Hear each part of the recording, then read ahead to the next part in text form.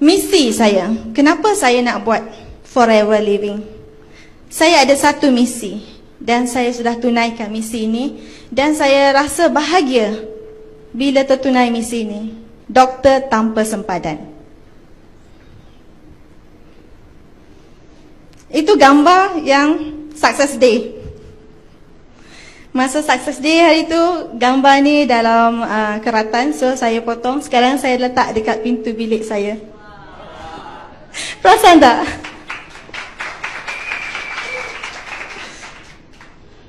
Siapakah saya? Sebelum tu saya perkenalkanlah latar belakang saya. Tahun 1998 saya mendapat pendidikan formal di bidang perubatan Alternative Medicine di University of Calcutta, India. Kemudian saya menceburi perubatan acupuncture, spelling error kat situ, acupuncture, dan dianugerahkan pelajar terbaik in Chinese Medicine 2004. 2005 saya menyambungkan pelajaran di bidang perubatan sel terapi di Indian Institute of Cell Therapy Madurai. 2006 saya dianugerahkan sebagai Doctor of Medicine in Alternative Medicine. Spelling error lagi. Baik, cepat-cepat ya. My mistake. Dan saya praktis di Sam Shifa. Sam, S-A-M, Siti Aisyah Muhammad. Shifa ialah in Arabic word, maksudnya penyembuhan. Nama ini arwah ayah saya berikan sebelum saya lahir lagi. Jadi mungkin itu doa ibu bapa. Berkat dengan doa dia, sampai sekarang Sam Shifa Complementary Clinic berjaya hingga sekarang.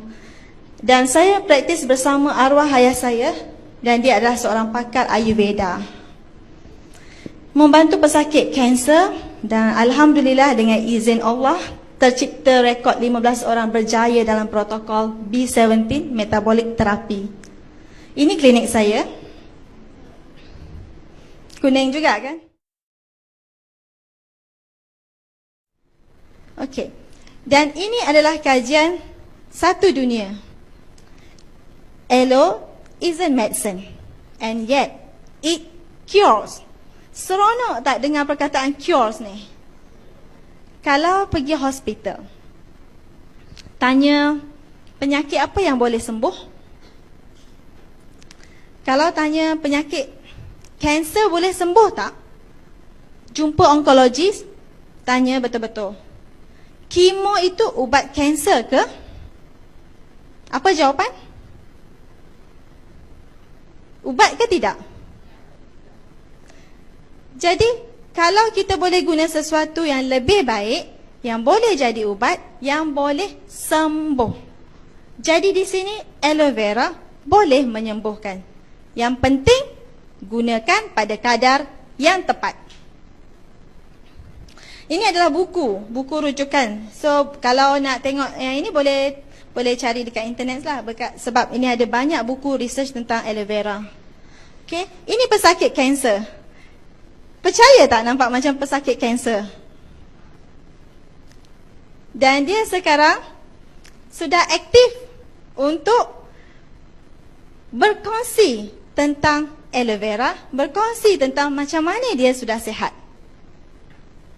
Semalam, 2 hari lepas, dia baru saja berjumpa dengan Mr. Achia untuk tanya macam mana nak jalankan bisnes aloe vera di bidang di Forever ni. Dan dia sangat bersemangat. Ini dari Facebook saya. Saya copy paste. Okay, baby mendapat rawatan natural sejak dari kandungan. Sebab ibunya ialah pesakit kanser yang saya rawat.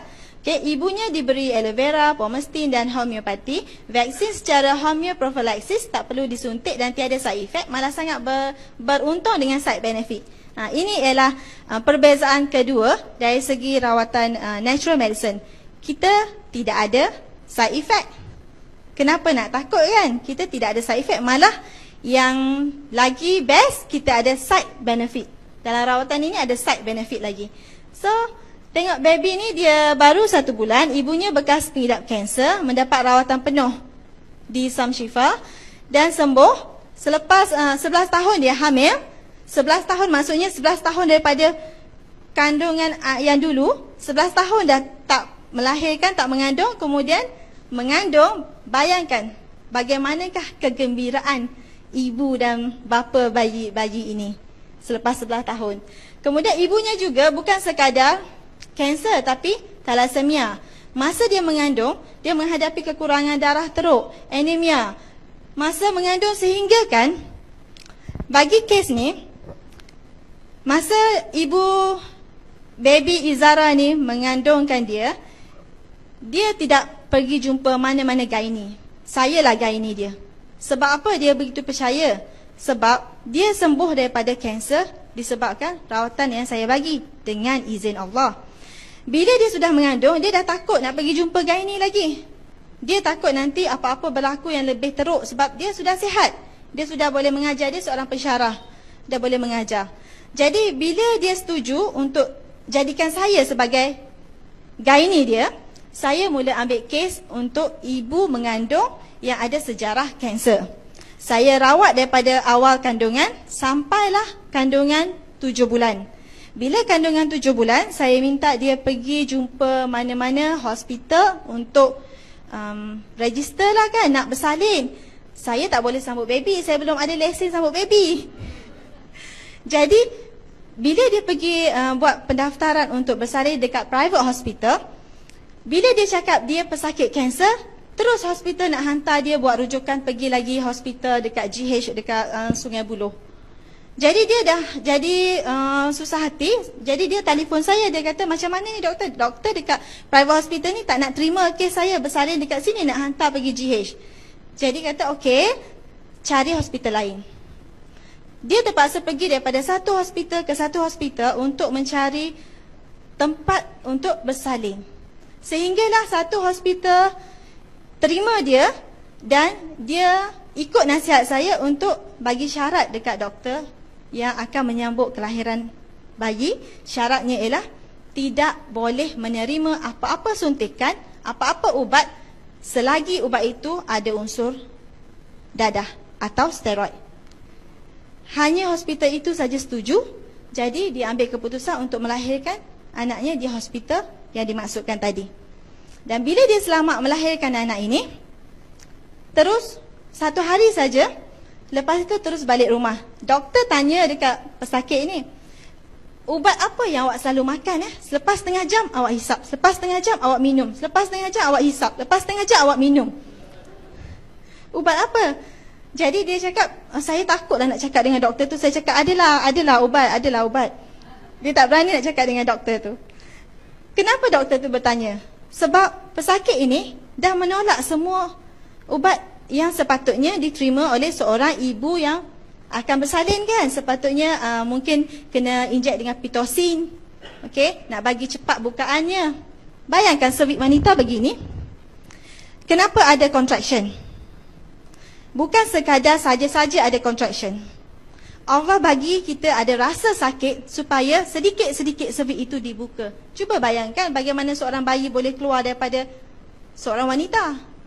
Bukan keluar macam tu, tendang saja macam tu. Sebab cervixnya dibuka perlahan-lahan. Tetapi bila diberi injection pitocin, dia akan buka macam mana? Seolah-olah seperti kita letak satu tuas, tahu tuas? Kita letak satu kayu, kita umpil dia, kuk, macam tu.